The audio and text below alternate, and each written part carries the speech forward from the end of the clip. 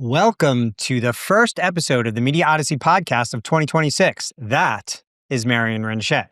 And that is Evan Shapiro. It's great to be back for our second year of the Media Odyssey Podcast. And we're going to start, as we did last year, with our predictions for the year ahead. Exciting.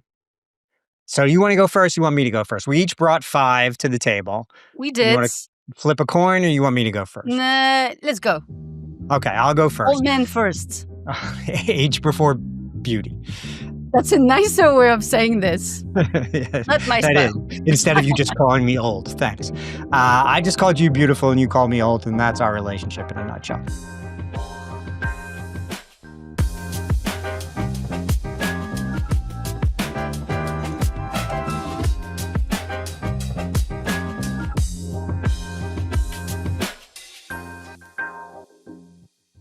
So my first prediction for 2026 is something that I've been saying for a while, but I think it's going to culminate this year. So I've been calling AI a bit of a bubble for a while, and we've actually had a debate about this that you hosted a little while ago.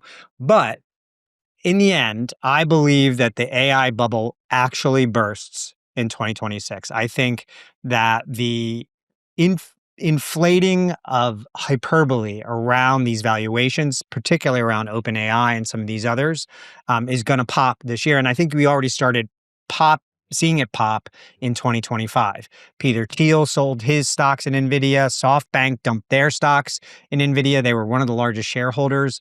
ARK Investments trimmed back their AI investments. And then you've got Michael Berry, the guy who was the guy who predicted he was the center of the Big Short. He predicted the big crash in 2008. He is seeing and predicting that the AI bubble is going to burst. And there's a number of different reasons for this, but then the center of it is there's one big round trip happening in the AI industry. So NVIDIA sells chips to OpenAI.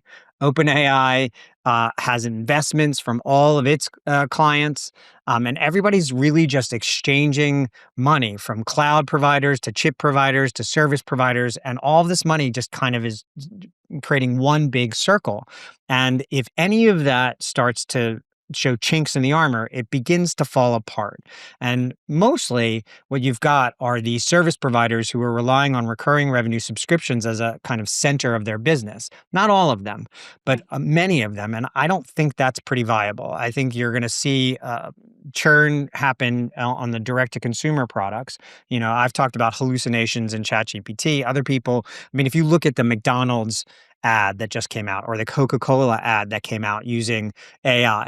First of all, it took 70,000 hours of prompting by huge teams of people to create these really, really shitty commercials that everybody hates and that are absolute embarrassments.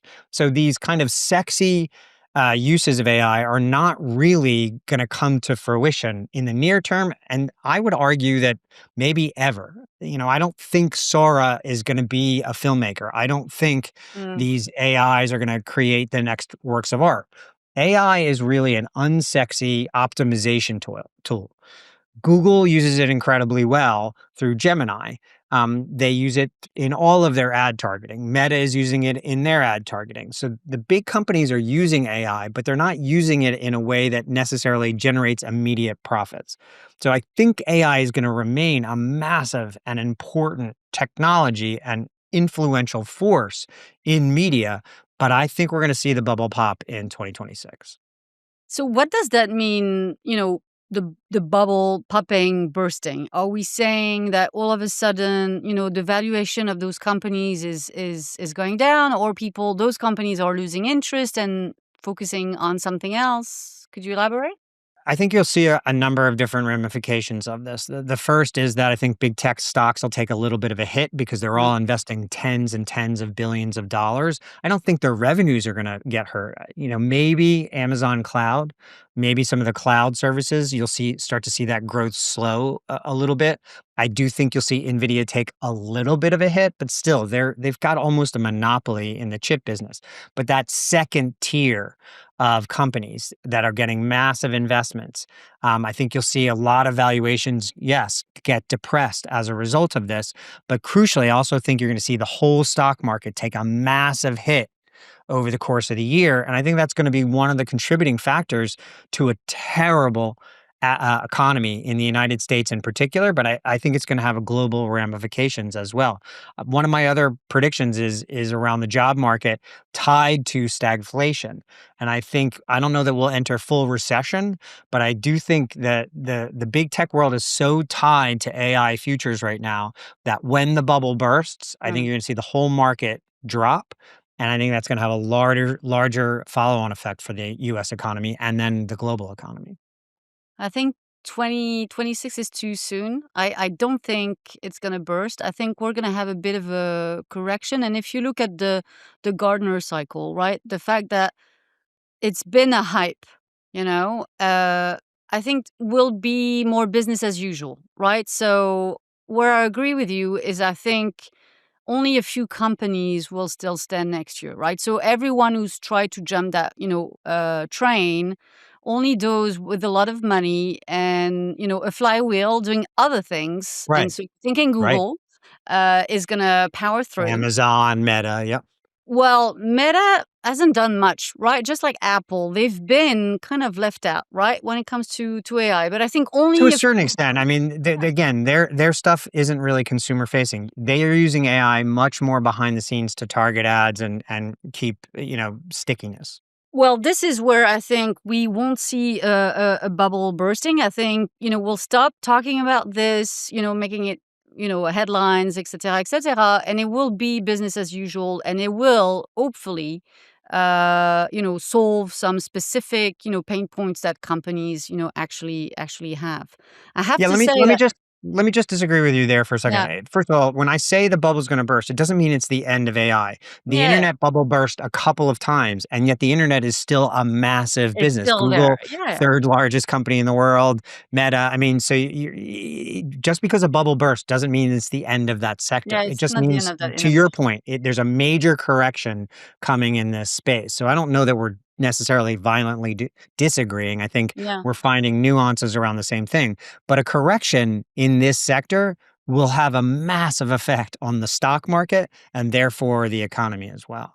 Yeah, the job market for sure, right? If you look at, job opportunity right now, it all revolves around AI or staff is being told whatever they're doing right now, Use even AI, if use it's AI. remote, yeah, completely remote from tech, you gotta, and I've heard that again a couple of weeks ago, you have to take that train or they're just, out the door, right? Find a way to make that to use.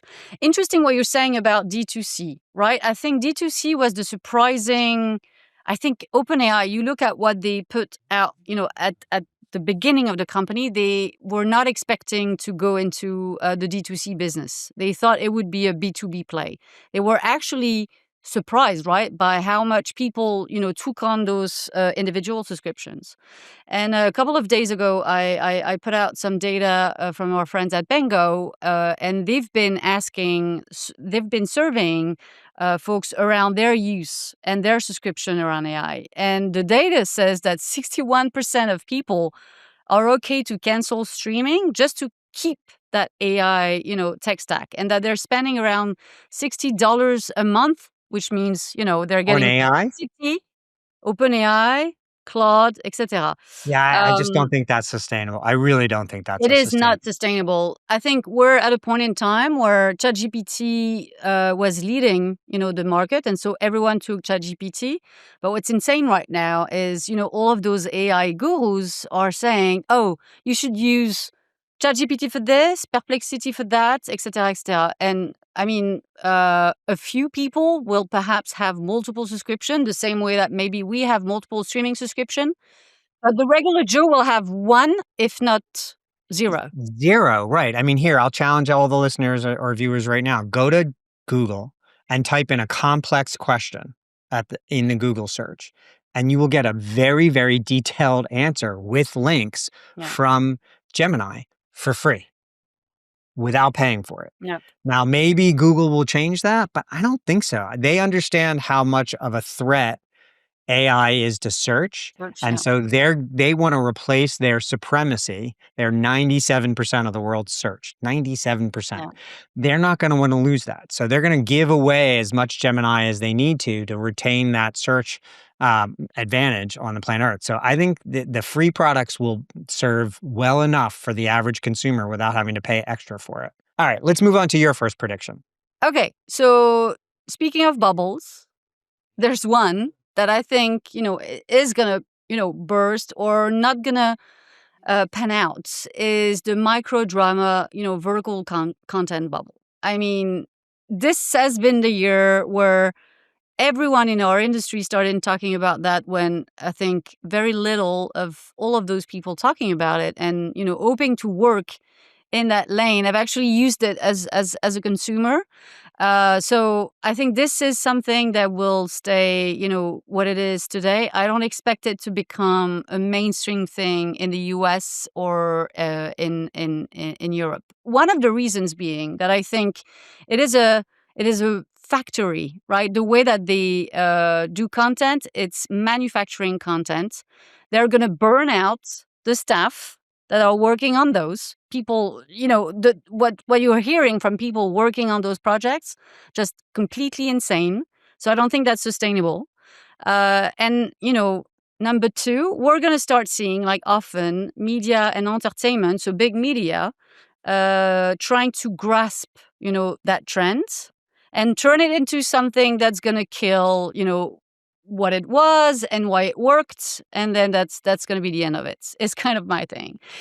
I don't have any data, so it's more of a gut feel than Yeah, anything. and the data that does surround this micro drama stuff, or micro television, or pocket television is actually what I try to call it.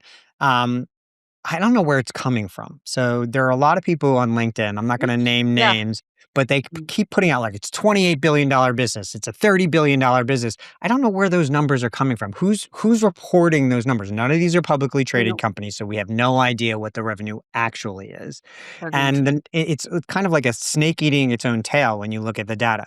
The second thing is it's a combination of porn and gaming, which is fine. And porn is a massive business still to this day, and Yeah. so is gaming. So I agree with a lot of what you're saying there. I think the nuance will be, so you're going to see probably somewhere between 10 to 12 of these pocket television apps launch Yeah. in 2026. I've heard of at least 10. So I think there'll be, more than that. The second thing is they're not all going to work, obviously. Third of all, this model of pay as you go, it's definitely a model for that in the world. Yeah. But 3-minute episodes, it does kind of boggle the mind. What I think you'll start to see, though, is a lot of this content move out of these walled garden apps where you have to pay as you go and go more the way of Roomies, which is a micro comedy that was entirely sponsored by Built Yeah. It's a on brand, right? TikTok. So it's Say brand again? led about roommates in New York, right? Yeah, it's like The Office, but about Yeah. roommates. But it was all for free on TikTok and Instagram. That to me is a substantially better use case than, hey, download yet another app. Yeah. Does any consumer think they're waiting around, waiting Mhm. for, looking for a new app? I'm not. I'm trying to get rid of apps on my phone. So I think there's a model where this does work, but I think it's on Instagram and on Yeah. TikTok, not on a dozen pay-as-you-go apps. Which means that it is just, vertical video content like shorts and longer that we've seen these last few years already, right? So Right, but that I think trend. more in scripted and more in format and less in. There's a really good piece in the New York Times today about Track Star, I think it's called, the show where the people get interviewed and have to name the song. And then there's the subway takes, and there's a lot of really good short form out there Yeah. that's working incredibly well. Hot Ones, Amelia de Moldenberg's Chicken Shop Date. So like, I think we'll see much more premium short form vertical content out there. I don't know that it's all going to be behind a paywall or pay as you go Mm. models. All right, Marion, here's a bonus prediction for 2026, sponsored by our friends at Spectrum Reach. In 2026, I think you agree with this, and likely forever, outcomes are going to be the new top priority for advertisers. Agreed. Brands definitely still matter, but increasingly, agencies and marketers are focused on results, transactions, conversions. Hands on cans, heads in beds, You done? butts in trucks, Done now? hearts in carts. Unfortunately, the CTV advertising ecosystem doesn't always provide a kind of high-quality data needed to build a targeted audience of qualified buyers. Or the kind of deterministic data necessary to track the outcomes advertisers are looking for. On the other end, deterministic data proves you're reaching real humans who really want to buy your products. And Spectrum Reach offers reliable, privacy-compliant, deterministic data from over 30 million Spectrum households, along with third-party data from more than 70 data providers. So you know you're reaching the right audience, in the right context, with the right message that's actually, get this, relevant to the consumer's lives. It's addressable advertising with a match rate of 95%. That's way, way, way above the industry benchmark of about 60% match rate using just IP addresses. Innovate conducted a study in 2025 that shows that more than 80% of CTV advertising is wasted. That's due to programmatic ad fraud or inaccurate targeting that comes from building ad campaigns with low-grade data. That bears repeating. More than 80% of connected TV and media winds up getting wasted. And most often, the advertiser can't even tell which media is wasted because of lousy reporting on the back end. Meanwhile, Spectrum's AI-driven platform offers optimized audience targeting on the front end with show-level insights, audience delivery, attribution, and transparent post-campaign analytics on the back end. We talk about this a lot. Most CTV ad platforms are not nearly as transparent or effective as they should be. And that's because the industry suffers from a deficit of high-quality data. But deterministic data allows you to know with certainty who you are targeting and precisely how effective your ad campaigns are, with the kind of addressable advertising Spectrum Reach offers nationwide. So in 2026, let's finally get rid of that tired old cliche about knowing that half your ad money is being wasted. Stop the CTV waste. This year, let Spectrum improve your reach. So here in the United States, next year is a midterm election. And what's funny is that when I was growing up, the midterm elections were things that most people didn't pay attention to. Yeah. You know, unless you were really, really engaged in politics. Now, it's become the horse race. It's become the reality show that everybody wants to pay attention to. It's also become a massive business. Since the United States Supreme Court decided in Citizens United to allow basically unlimited funds to get into politics. And in the United States, these campaigns are just ongoing. It's just a constant campaign. There'll be somewhere between $2.5 and $3 billion of advertising money put into the midterm elections just on connected television. That's not including radio or direct response through the mail or emails or any of that other kind of stuff. That's just TV advertising. And it's going to be hyper local and super targeted by mindset. So it's not just about zip codes. It's about head ends. It's about profiling the target audience. And as a result, we know connected television data sucks, right? I think you're going to see, because of this flood of money, what happens in these massive campaigns is it really cleans the pipes of the advertising system and it reroutes the streams and it changes basically at a DNA level the way advertising works. Every 2-year, well, it used to be every 4-year cycle. Now it's every 2-year cycle does this. So with $3 billion in political advertising coming in, most of it between June and November, so really just a 6-month period or even less, I think you're going to see a massive shift in how connected television sells, tracks, and reports on its advertising, all for the better. On the one hand, I'm really angry about the amount of money in politics in the United States. On the other hand, I'm really happy that this much money is going through the ecosystem next year because I think it's going to improve the way we build audiences and track results. On the flip side, the second part of this prediction is the only qualification to be elected to an office in the United States will be, are you good at social media?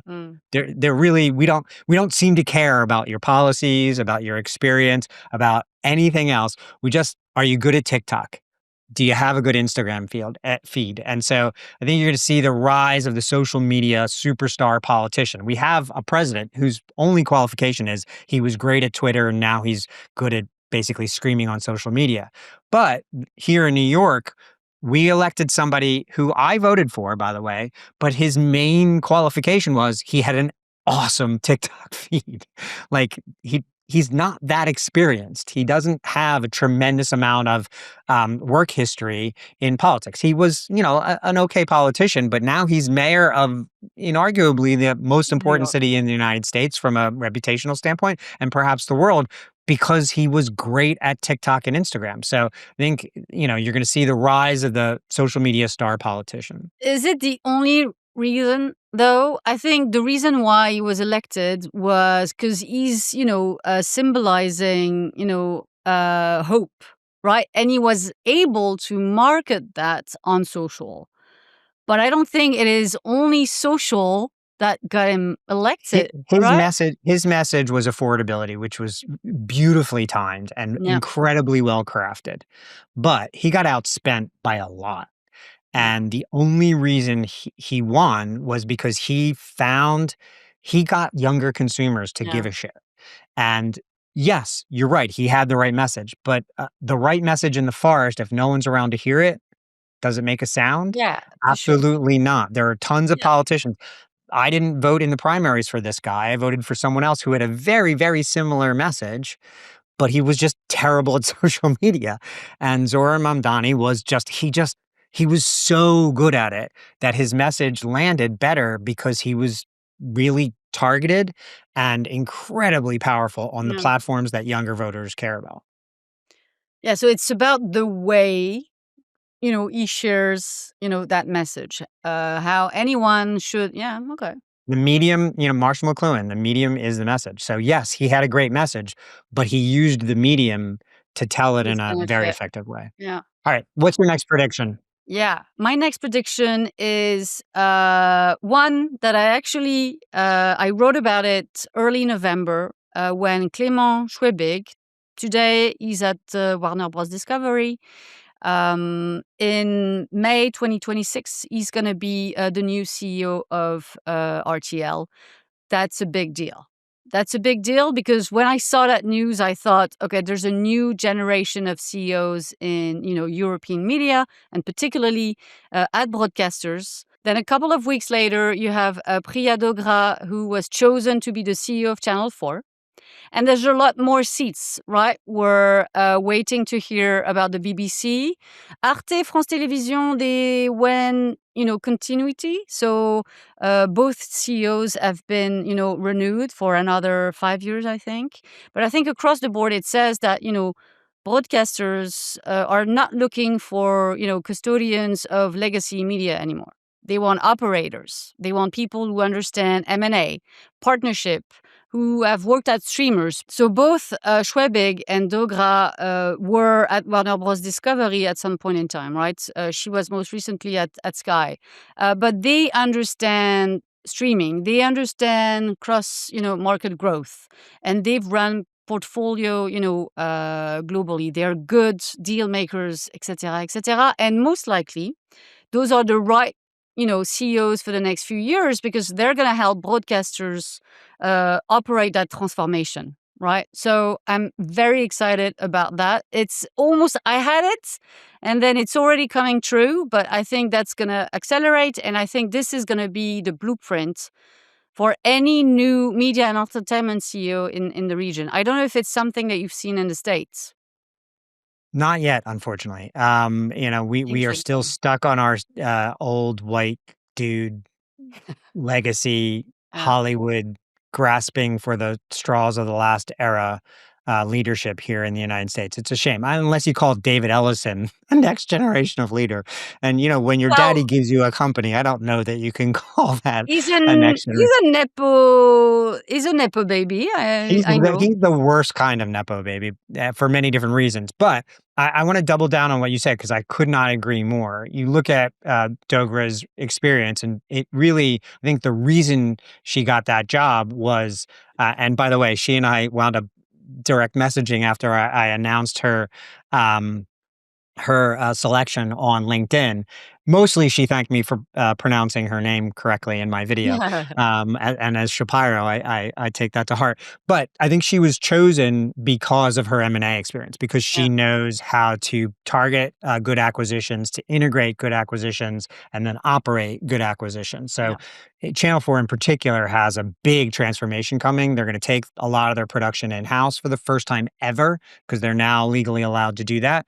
One of my predictions that we're not going to cover today is that the rise of the public service media back to preeminence, for all the reasons you just talked about, but also because the commercial area is really, especially in the American media, in such chaos. And the big streamers and the big commercial publishers are pulling back on their investment in scripted and entertainment programming to put it into sports. So that's going to leave a vacuum that I think the big public broadcasters and media providers are going to fill. So I could not agree with your prediction here more vehemently. Yeah, and I mean, that ties in nicely with what we did last year, right? We spoke to agents of change, and I think those companies need people like that. Okay, so what's your next prediction? Well, this actually segues really nicely. It's almost as if we planned it to my next prediction, which is M&A, mergers and acquisitions in media gets even more manic in Yeah. the new year. The year ended with a real kind of like battle royale for Warner Brothers Discovery that's still ongoing right now, and I think is going to continue through year end 2026. Because while Netflix seems to have the current advantage, that fight is far from over. And then there is the regulatory issues around that, both in the White House and in Congress. And then there's going to be states attorneys general. And then the EU is going to have a say in whether or not the current bidders can buy Warner Brothers Discovery, aka Disco Bros. So I think you're going to see substantially more M&A, and I'm not the only one predicting this. There's a bunch of other banks predicting a really big, vibrant year in mergers and acquisitions, specifically in media. But we've got Just Happened, Versant just spun out officially. You're going to see CNN get pulled out of the whole Warner Brothers Discovery ecosystem and probably get sold on its own. Then I think in gaming, EA was the subject of the largest leverage buyout in corporate history, $55 billion. And I think you're going to see companies like Roblox and Take-Two start to look around and think about, well, how do we arm up for the looming battle that's ahead of us? And then, the Saudis just seem to want to buy Yeah. friggin' everything. And so I think they're going to wind up trying to put money into all of the big American streamers and media companies, both from an investment standpoint, but also from an influence standpoint.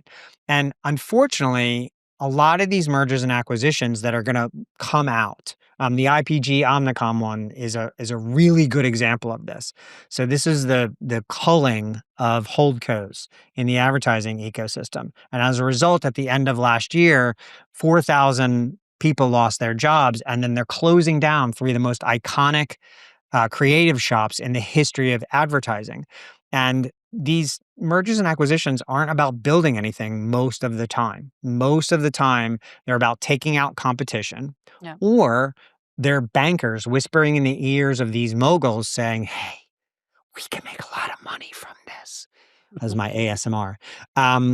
But I just don't think that there's a lot of strategery around a lot of this M&A. It's mostly about bankers convincing CEOs to do stuff so that the bankers can make money.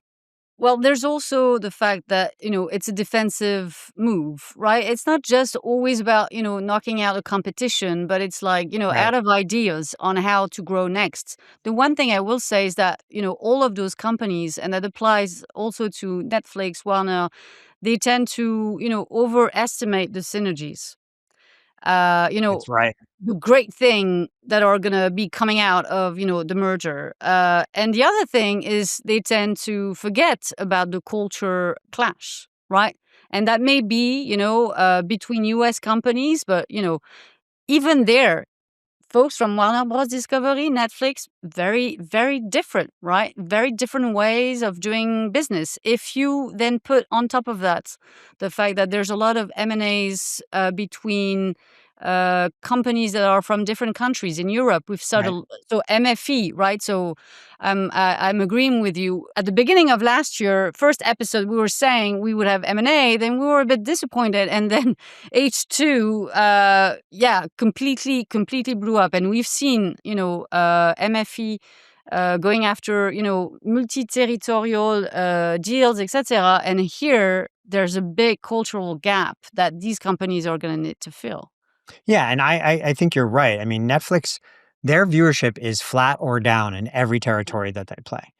We have no idea how many subscribers they have, No. and they just seem to be now doing. I mean, I don't disagree with the stuff that they're doing with Spotify and iHeart. I don't disagree with some of the moves that they're making. I think the TF1 deal was very smart, but they're just kind of really adopting other people's business models, which to me says you're right. They're out of some ideas. And so this Warner Brothers Discovery, this and the math, I wrote about this on my Substack.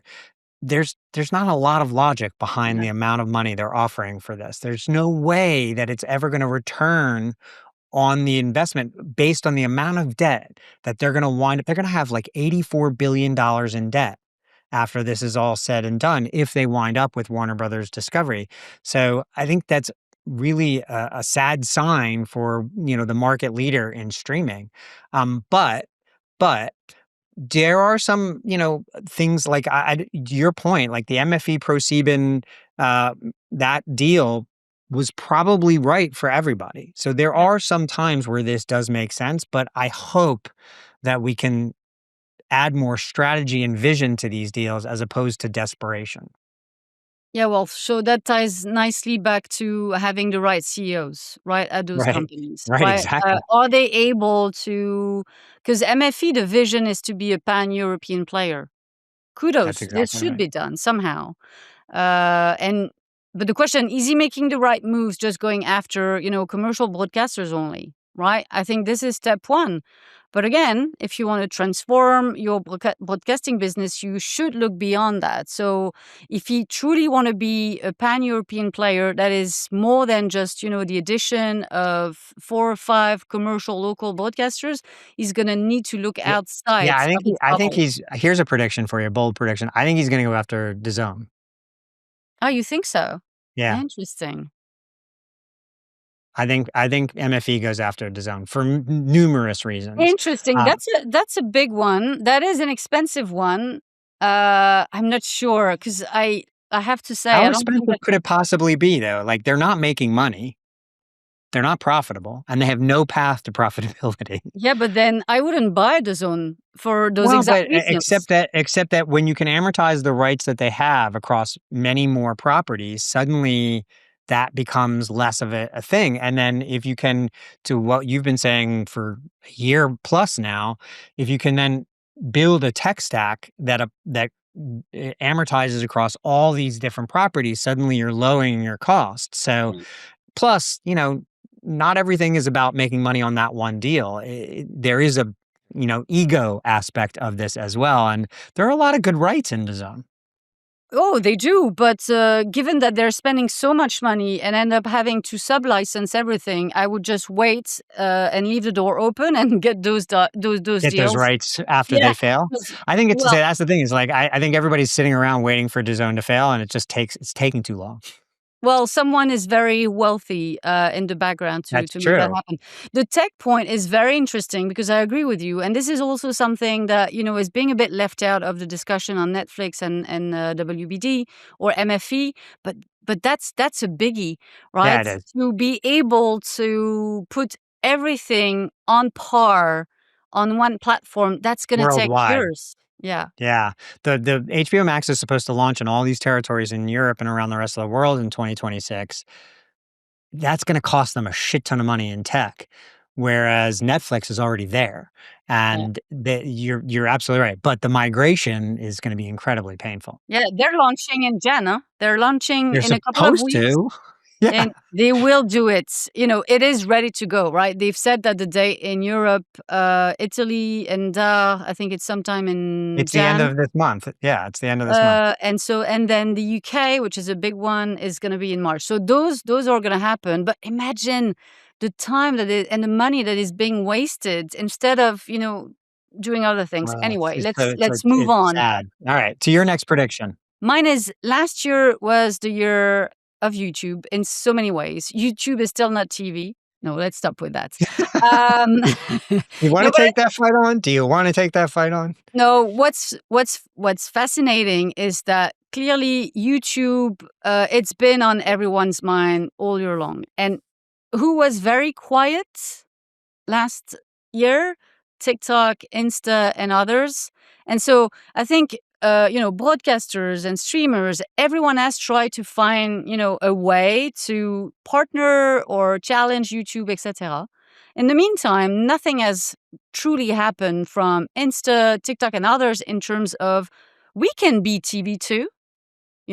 This could be our year. So I think that next year, and just in December, we had an announcement from Instagram saying that they would be launching a CTV app on Amazon Fire TV devices. And so I think all of those social media apps are going to be playing catch up to find a way to, again, be on par with YouTube. And that also means that they will focus more and more on long form, because I don't know if you can succeed on the big screen with short form only. What do Agree you think? 100%. Yeah, no, I last June, I predicted Instagram would be on television by the end of 2026, and they announced Ooh. that they're coming to television at the end of 2025, so check. TikTok is Mhm. definitely next, because the Ellisons are gonna control TikTok. They also Yeah. control Paramount and CBS, so obviously that's where they're headed with that. But no, I think short form will work on television, but I don't think you can be exclusively short form, as you just said. Vivo does incredibly well, both on YouTube and fast on TVs, but, if you look at the history of TikTok, ByteDance in particular, and Douyin in China, they've gone vertical, they've gone long form, they've gone to the television set.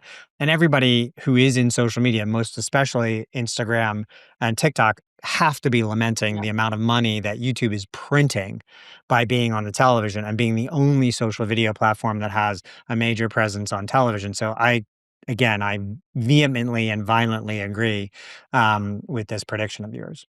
Okay, cool. So what do you have next?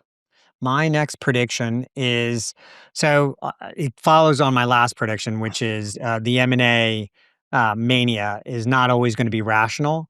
Yeah. And, Omnicom is going to wind up shedding as many as additional 10,000 jobs in 2026 because of the WBD merger and whatever happens there.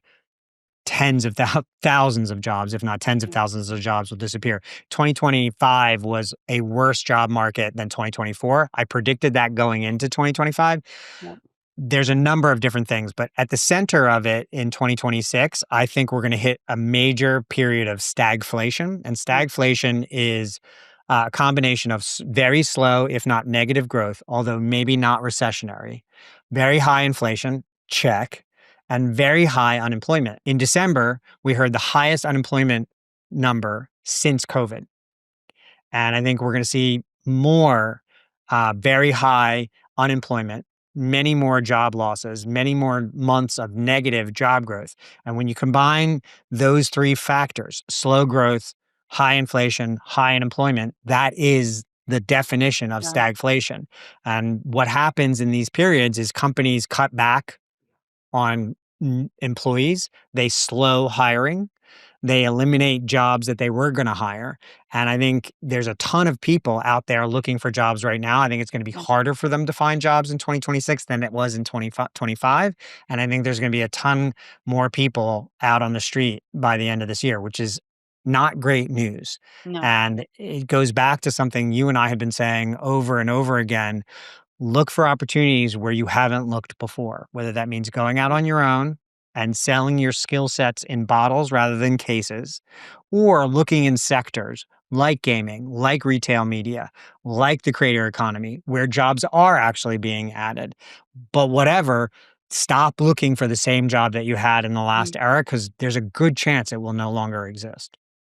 I think, well, one of my prediction is that next year we'll see a new age of, discovery and distribution.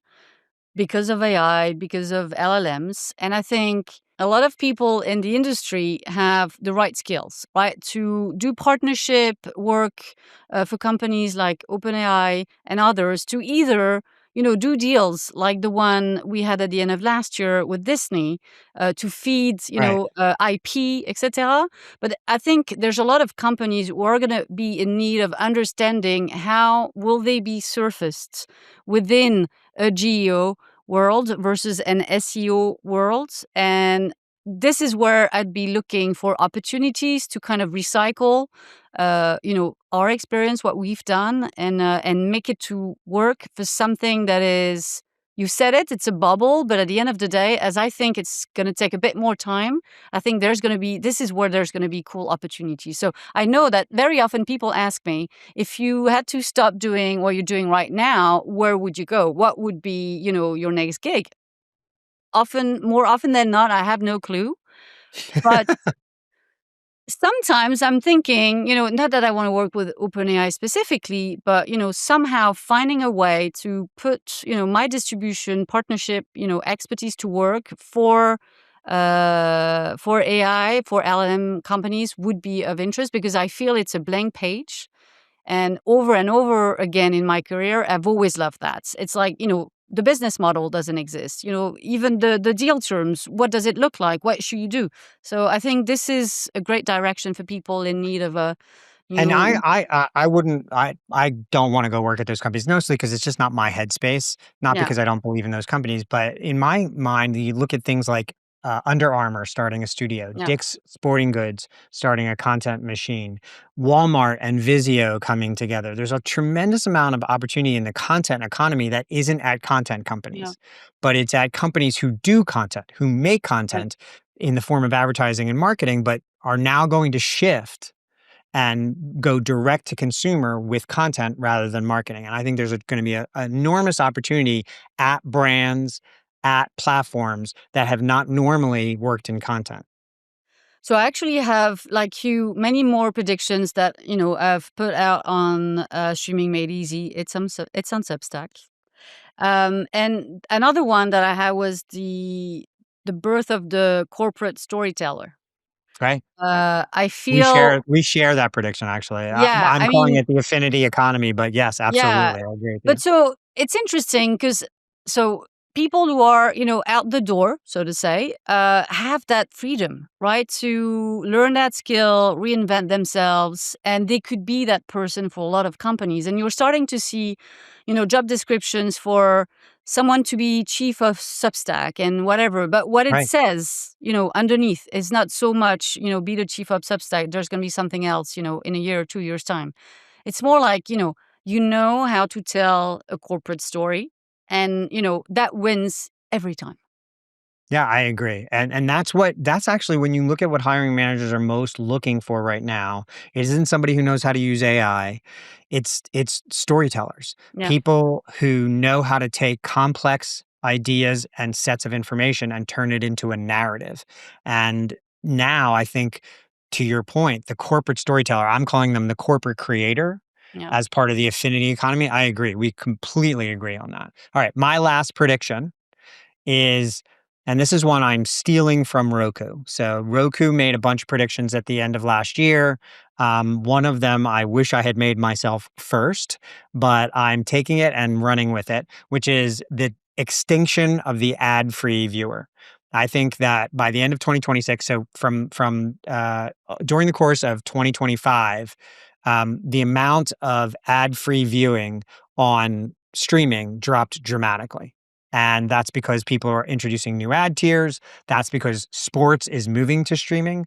And so while I do believe there will be very high end, very rich viewers who choose to pay for ad-free experiences, I'm an ad-free subscriber on Netflix, and I don't believe I'm going to change anytime soon. But during the course of every week, I see ads. I see lots of ads for Yeah. many different reasons, whether it's I'm on Peacock and I refuse to pay for the ad-free tier, or I'm watching sports even on Amazon, where I don't necessarily spend a lot of time, when I watch the NFL, I can't avoid the ads. When Yeah. I'm on other platforms, on Christmas Day, there were ads inside Netflix's NFL games because Yeah. that's just the way the NFL works. So while you can avoid ads on certain platforms, I think it's almost impossible, if not absolutely impossible by year end, that as a regular television viewer, if you're watching, think of the screen start ad on Roku, on Samsung, on the rest. That's going to become incredibly valuable to reach the ad-free viewer. But then again, that ad-free viewer is no longer ad-free. They're Mm. turning on the television set, and the first thing they're going to see is an ad. So I do think we're going to see the absolute extinction of the totally ad-free viewer by the end of this year. No, I don't agree with that. Not in extinction is it's a very strong word. And I love Roku, but when they're putting a prediction like that, they're just, preaching to their own, choir. And I get it. I agree with you. And there was a reason I why they put that out there, but I yeah. also think there's a point to it.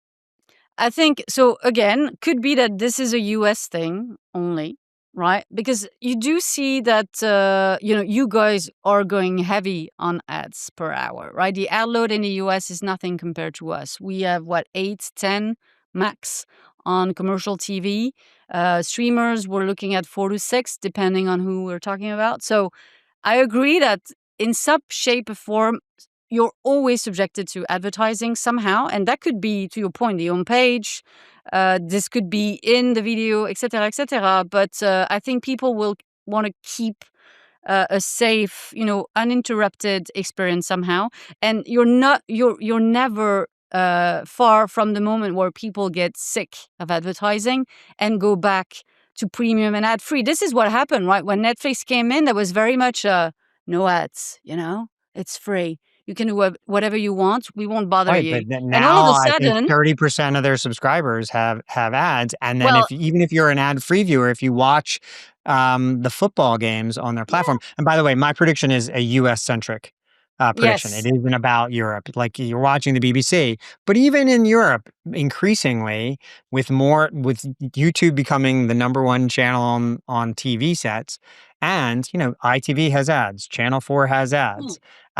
So yeah, in Europe, there Even is. France Télévisions has ads. Even, Right. in the UK, You're they making have my point, funding Marion. challenge.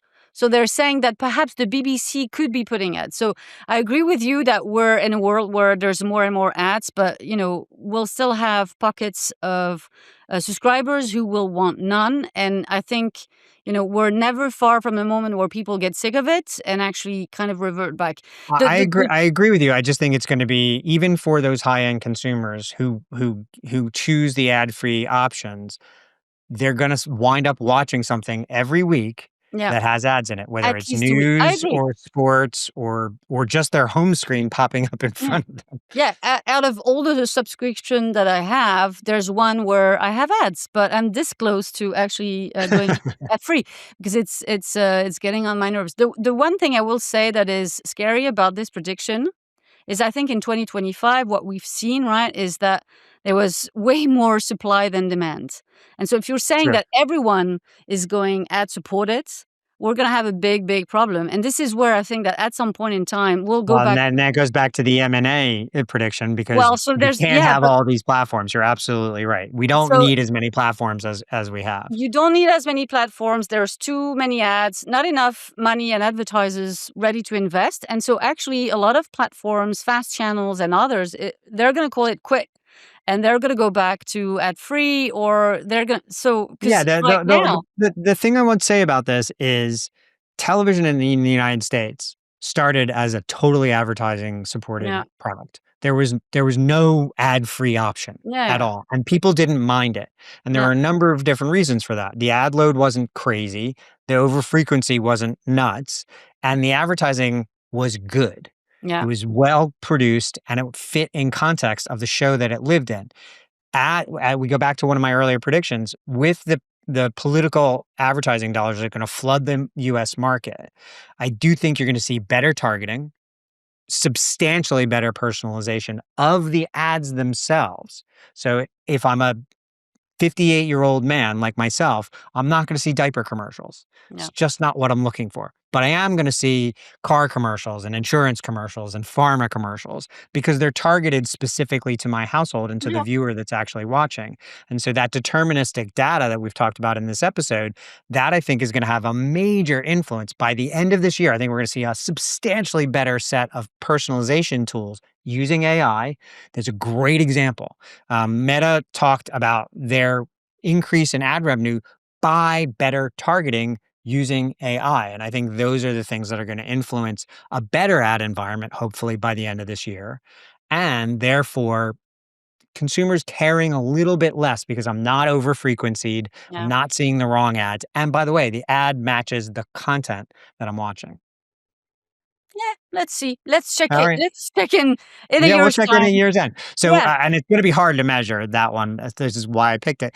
No, but So that's an interesting one. Okay, so we've done, most of our prediction, but there's much more on our Substack. So go to our Substack. So we were just in Vegas for CES and we brought in a special guest to actually have a discussion on some additional predictions for 2026. Can we tell who our guest is? yeah, I'm kind of pissed off about it because it's your other It's podcast my husband, husband, Alan Woke. my second Yeah. husband. So yeah, no, we had a thruple in Vegas where we talked to Alan about our predictions from our Substacks that we put out this week and his predictions for 2026. And Alan is obviously a brilliant friend of ours who also coined the phrase "fast," and so it was a great conversation. And that episode comes out next week. So that was our first episode of 2026. It's also our 1 year anniversary together, Marion. Happy anniversary. Happy birthday.